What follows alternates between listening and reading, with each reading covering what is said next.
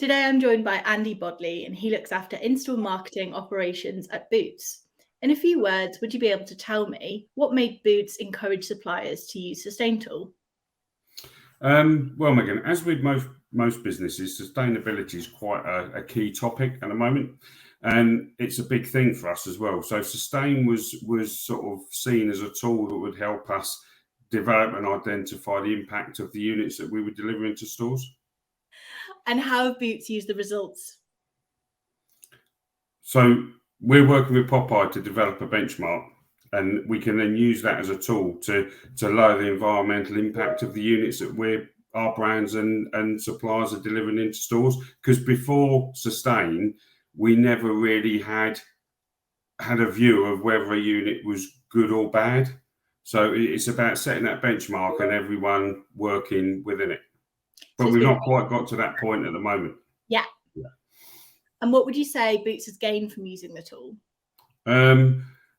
Well, before Sustain, as we said, we had no visibility of whether a unit was good or bad. So because it was cardboard, it was seen as probably a good unit, but there was no visibility of how far those raw materials had travelled or the amount of water or CO2 that was created by manufacturing those units. So we had a feel for where we were, but Sustain has sort of reinforced that.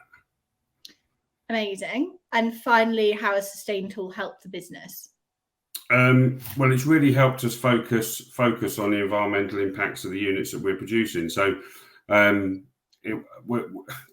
so there aren't really any targets at the moment other than we want to improve on what we're doing. So once we've had time to evaluate the data and we've got the reports through from POPAI, then that'll help us to identify that. And so once we've got the benchmarks in place, then we can we can agree those values with the agencies and those that are working and producing units that are scoring high, we can work with them to reduce those scores. Thank you. And that's the end of my questions. Thank you for your time. Lovely. Thanks, Megan.